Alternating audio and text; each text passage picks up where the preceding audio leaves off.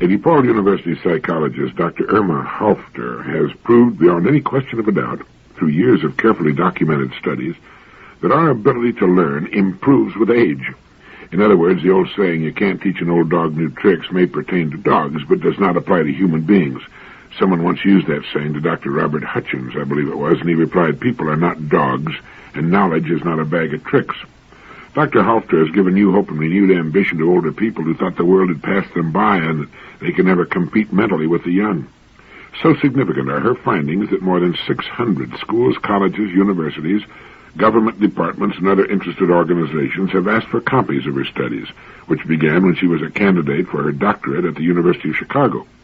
According to Frank Hughes, who dug up the story, she has proved that older adults do about 10% better in the same circumstances, the same classrooms, than their younger companions. Now, her study of learning ability covered virtually every field of human activity: business, communications, education, humanities, modern languages, natural sciences, mathematics, nursing, professional art, professional music, and social studies. She experimented with groups of older women, but she's proved the same story with men. Sex makes no difference in learning ability.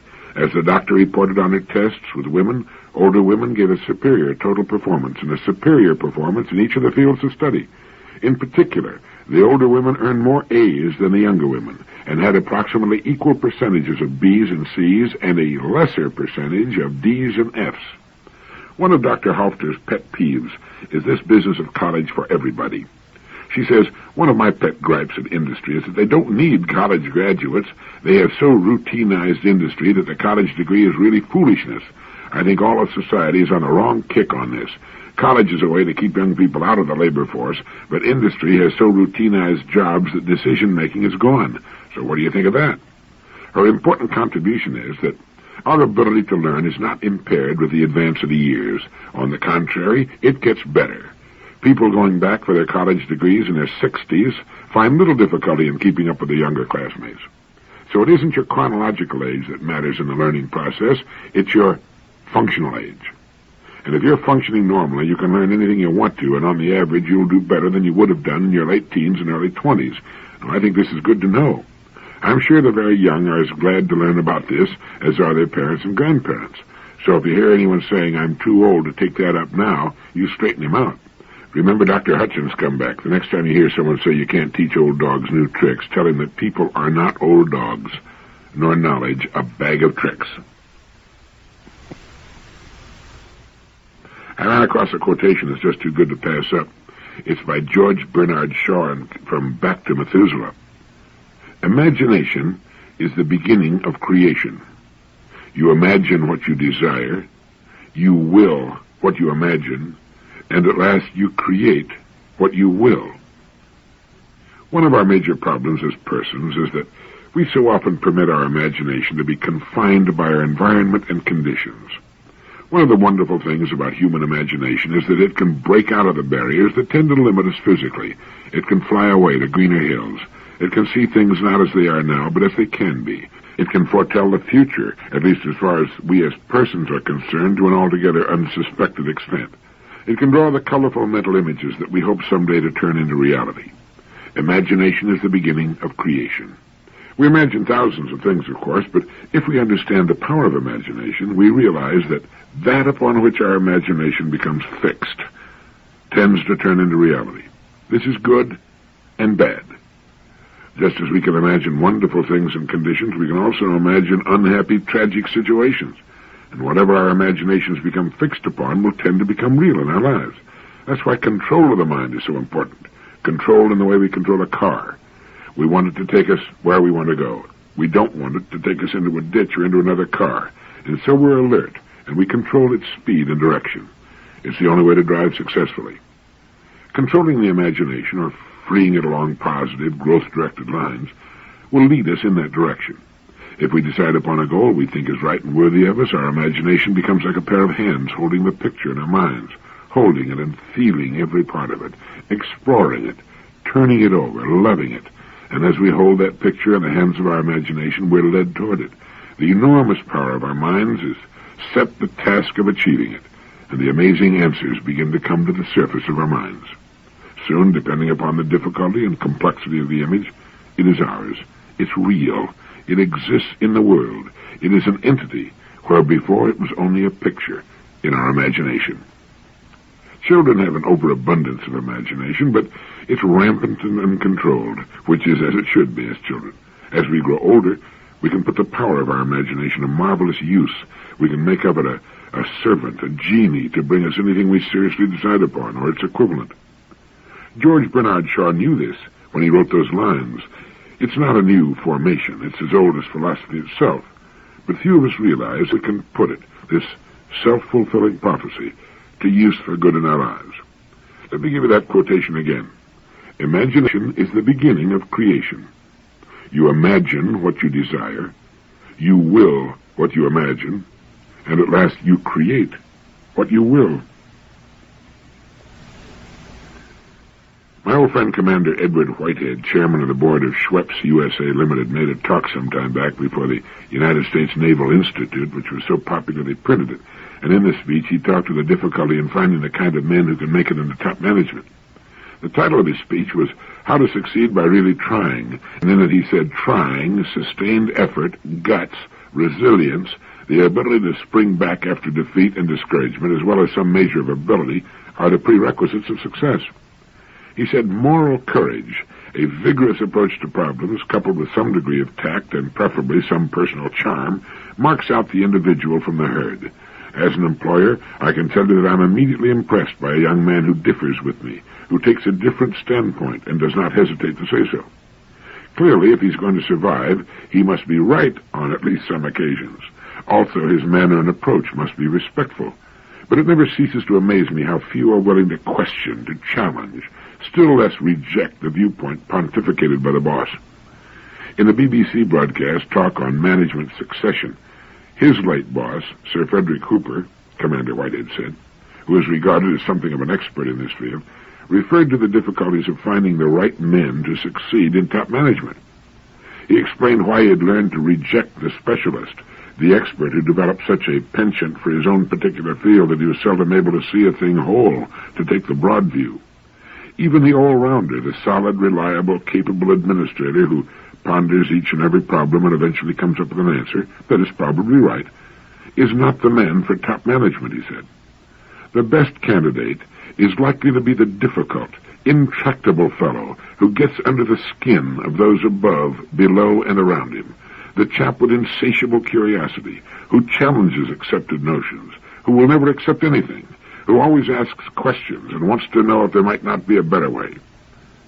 The Spanish adjective simpatico cannot be translated directly into English, but the man who can be so described, and who also possesses sensitivity and empathy, is certainly a jump ahead of the field.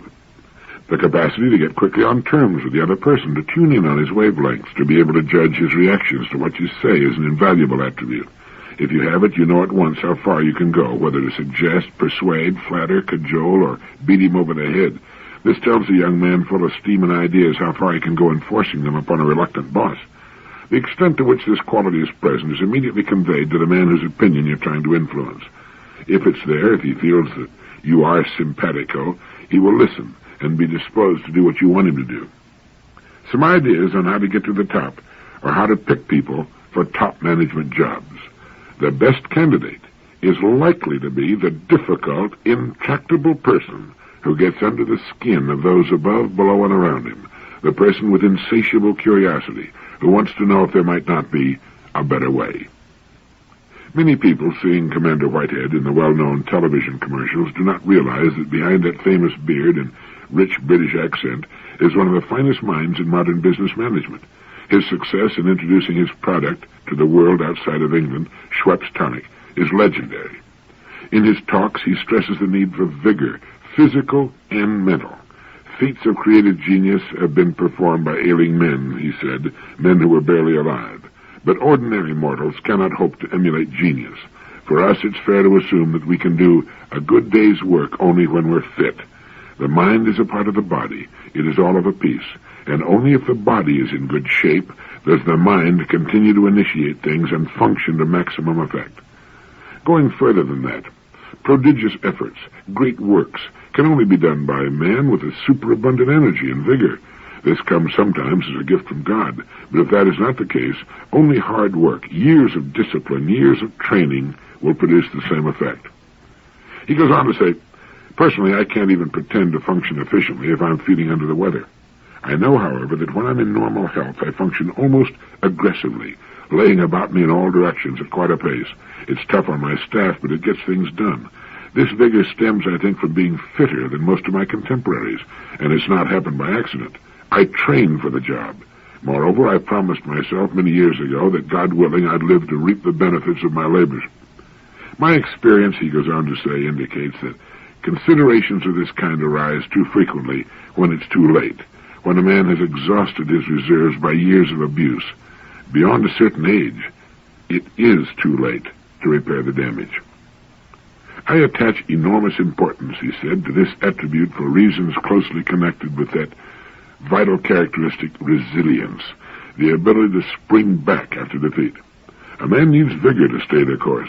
He must be bursting with it to enable him to ignore setbacks, disregard discouragement, and rise above inevitable deterrence to action, the sheer inertia or the indifference of others. Only a man of vision, which is an unquenchable spirit and immense vigor, will press on with his cause in the face of the apathy of those whom he's trying to persuade. Any person who has set out to achieve something that he considers to be worthwhile, whether it be a sacred cause or a personal ambition, will know exactly what I mean. Well, I could not agree with him more. Getting a good idea across to others, getting it implemented, getting it from the idea stage into concrete expression is one of the world's toughest jobs, and it takes a person in good physical condition to do it. As a general rule, people in top management positions are in surprisingly good condition. Dr. Gene Mayer, professor of nutrition, Harvard University, in a speech before the Charles Allen Thomas Science Symposium in St. Louis, pointed out the sad fact that the United States is constantly slipping with respect to the rest of the world for the average remaining lifetime for men at age 40. We've gone from 11th in 1966 to 40th and 9th to 23rd for women. And of all causes of death, cardiovascular death is the big problem. 1 million such deaths in each of the past 3 years, with 3/4 of these having been coronaries. That for almost half of our men in the 40 to 60-year range, death as a result of heart disease, means that we have returned unwittingly to the days of the great pandemics, like the great plagues of the 14th century, when 1/4 or 1/2 of the population died of one disease. And this American phenomenon is probably a preview of what will happen in all industrial societies eventually. Dr. Mayer went on to point out that among causes of cardiovascular death and crippling, obesity is the major factor, as it is with diabetes and liver disease. Obesity is a complex syndrome where genetic and environmental factors interact, and in some cases, traumatic factors are also involved. Our studies show that it can be due to disturbances in the function of regulatory mechanisms, of which the better known are situated in a part of the brain known as the hypothalamus. We're beginning to understand the mechanism of action of these centers well enough to imagine the possibility of a magic bullet depressing the action of the so-called feeding centers. Most obesity, however, appears to be directly the result of our mode of life. She said, I have shown a number of years ago that the mechanism of regulation of food intake works poorly or not at all at very low levels of energy expenditure. As physical work decreases below a certain critical level, determined for each individual by heredity and clearly associated with body type, food intake stops decreasing correspondingly, or decreasing at all, and the individual becomes fat. Obesity is, for many, and probably for most of our overweight population, the result of a technology which, by emphasizing door-to-door individual transportation, labor-saving devices, and televised spectator sports, is affecting unfavorably the health and appearance of close to half of our adults. Lack of exercise does more than lead to obesity. Again, our research shows that hard and prolonged exercise protects against the hypercholesterolemic effects of a high diet in saturated fat, and to a certain extent against hypertension. In the presence of a significant narrowing of the arteries of the heart, it also leads to the opening of collateral vessels, and thus may avert a fatal coronary. It is thus not enough to mention technological approaches to preventing the number one killer and crippler of men in industrial societies. It's even more important to understand that the pandemic prevalence of cardiovascular disease is to a large extent the result of our uncontrolled technology. All of which means, if you want to live a full lifespan, take care of your heart by daily exercise and keep your weight down. So check with your doctor, watch your weight, and exercise every day. It isn't that we want to live forever, but why sacrifice 10 or 20 years of life just because of modern technology? A very interesting United Press International story appeared recently, Dateline, New York. It seemed that many companies are faced with the problem of executives who resist taking vacations. According to Dr. Smith Montgomery of Personnel Psychology Center, New York City, and other business psychologists, the man who wants to skip his vacation nearly always is a risk of some kind to the company, and himself. Rarely is his excuse for staying on the job valid. According to Dr. Ralph Collins, consulting psychiatrist for Eastman Kodak Company of Rochester, New York, this executive likely will become dogmatic and irascible at the office, reducing morale and efficiency in his department. There are many executive types who want to skip vacations, virtually all bad, Montgomery said. One is the fellow who's afraid somebody else will be sitting at his desk permanently when he gets back. There's the man who's been covering his mistakes and fears the boss will find him out if he goes on leave. There's the spendthrift who can't afford a vacation. Often he covers up by pretending the company can't spare his services. He manages to have some large project on hand to look after during vacation season. There are those who really think they're indispensable, that the department couldn't get along without them for a few weeks. Another is the fellow who has a business of his own on the side which he can't leave. If he can't get away for a trip, he can't see any sense in taking leave from his regular job either. And finally, there's the occasional till-tapper. He's the one who has been doing some stealing and juggling the books and is afraid a surprise audit during his absence would mean prison. Employers are not entirely blameless for this vacation problem, said Montgomery. Business psychologists now and then encounter employers who intimidate employees into not taking vacations in order to save the cost of extra summertime help, or to avoid losing the sales or services of a valuable employee. This is a good way to lose him permanently. I've known businessmen who refuse to take vacations on the theory that they just can't get away, but I've never known of a really valid case. By not taking his vacation, the boss deprives his family of their vacation fund and deprives the employees the pleasure of his absence for at least a short time during the year. As to being indispensable, that's so much papaya juice. Nobody is indispensable, as much as he might like to think he is. Quite often, much to the consternation of the boss, sales increase during his absence. Things actually run more smoothly, and overdue improvements can often be made. So take your vacation, get away from it all, and get a change of scenery, a fresh attitude, and quite often, some excellent ideas you wouldn't have gotten otherwise. Yes, Virginia, there are those who resist taking vacations, and where you find them, you will also find problems of various kinds. There was once a manager who had all the tact and consideration for the feelings of others as a wounded wolverine. To him, there was only one way to do things, and that was his way. As far as he was concerned, all other human beings, but especially those in his charge, were revolving morons. The slightest mistake found him frothing at the mouth, cursing, shouting, running around like a crazy wind-up toy with hypertension. The turnover rate in his department was practically 100% per year. He belonged to the old school that's fond of saying, if you want something done right, do it yourself.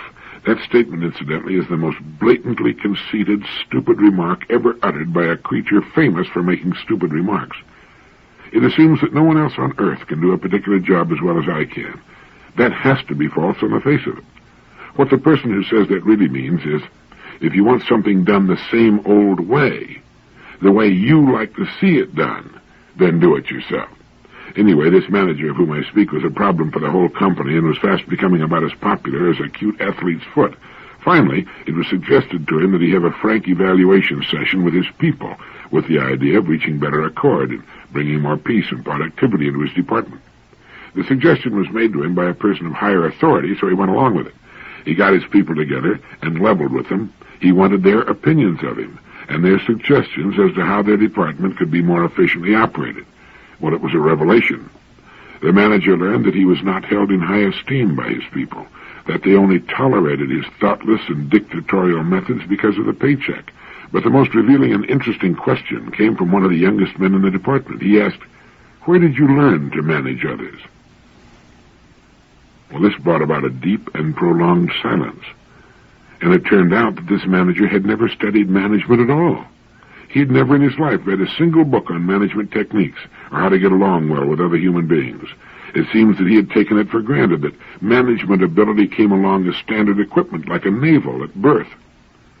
He learned, in fact, that he didn't know the first thing about managing others, and that it might be a good idea if he gave a little thought to the subject, which he did. He began to study everything he could find on the subject. He built a fine library of materials on good management and became, in the process, a very good manager.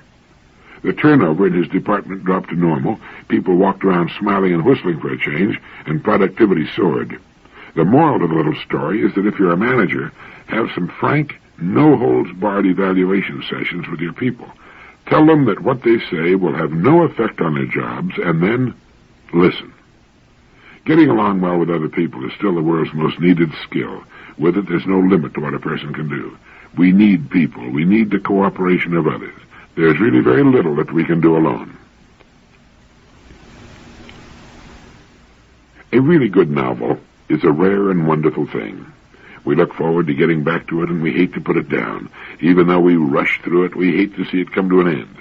You'll occasionally hear someone make the comment that he reads only nonfiction.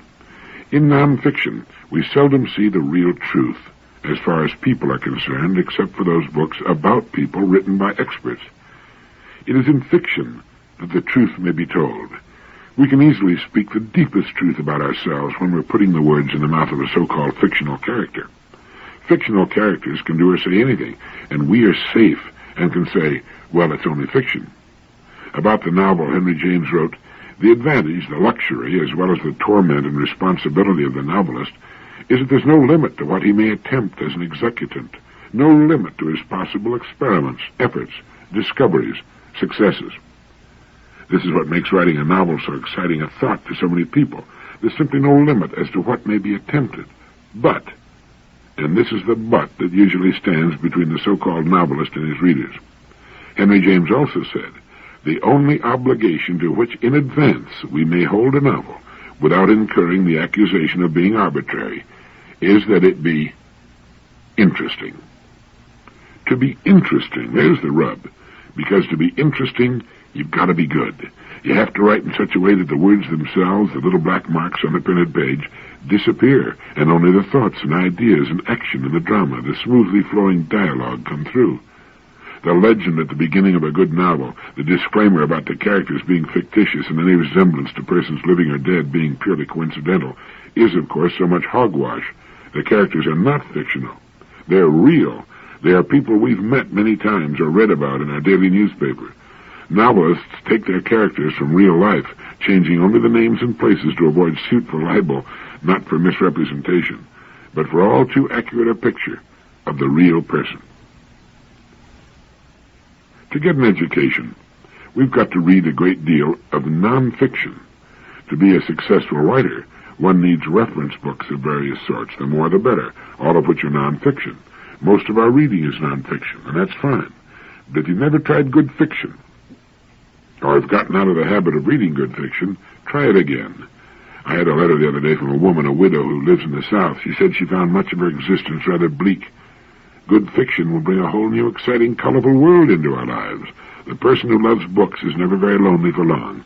The pages of his books are filled with interesting people who wait his pleasure, ready to entertain at a moment's notice. Yes, a really good novel is a rare and wonderful thing. I've finished 3 excellent novels in the past couple of weeks, and I always keep a couple in my briefcase when I travel. In Saul Bellow's excellent novel, Mr. Samler's Planet, published by Viking, he writes, underneath there persists, powerfully too, a thick sense of what is normal for human life. Duties are observed, attachments are preserved. There is work. People show up for jobs. It's extraordinary. They come on the bus to the factory. They open the shop. They sweep. They wrap. They wash. They fix. They tend. They count. They tend the computers. Each day, each night. And however rebellious at heart, however despairing, terrified, or worn bare, come to their tasks. Up and down in the elevator, sitting down to the desk, behind the wheel, tending machinery. For such a volatile and restless animal, such a high-strung, curious animal, an ape subject to so many diseases, to anguish, boredom, such discipline, such drill, such strength for regularity, such assumption of responsibility, such regard for order, even in disorder, is a great mystery, too. Oh, it is a mystery. One cannot mistake this for thorough madness, therefore. One thing, though, the disciplined hate the undisciplined to the point of murder. Thus the working class, disciplined, is a great reservoir of hatred. Thus the clerk behind the wicket finds it hard to forgive those who come and go in apparent freedom. And the bureaucrat, glad when disorderly men are killed. All of them. Killed. Well, that's one of the best pieces of writing I've come across in some time, and it's one of the reasons I like to read Saul Bellow. He makes you think. He makes you go back and read a paragraph over again. He pulls you up and puts all your mind to work. Surely we've all wondered why people stay in their traces instead of jumping out of them. People show up for jobs. It's extraordinary. They open the shop, they sweep, they wrap, they wash, they fix, they tend to computers, each day, each night. And however rebellious at heart, however despairing, terrified, or worn bare, come to their tasks, up and down in the elevator, sitting down to the desk, behind the wheel, tending machinery. Yes, it's a great mystery. Except that they do what they have been taught to do. They follow the examples of those who have gone before. Once in a great while, a bus driver will take off for Florida with his bus, or a newspaper man will sail alone across the Atlantic, but 99.99%, however rebellious at heart, however despairing, terrified, or worn bare, come to their tasks. How about you? Love your work? Love your life? Happy, like the old neighborhood, the town, the part of the country? Man has been called the responsible animal. As a rule, he sticks with his family, his friends, and his work, and tries to find meaning in it all. And it's a good thing he does. But reading Saul Bellow's words makes you think, doesn't it? And it is true the disciplined hate the undisciplined to the point of murder. Thus the working class, disciplined, is a great reservoir of hatred. And the clerk behind the wicket finds it hard to forgive those who come and go in apparent freedom. In a great city, you see the teeming millions working in such order, commuting to and from work, tending their families and mowing their lawns and shoveling snow without question. It's marvelous. And it is a mystery, isn't it? Thank you.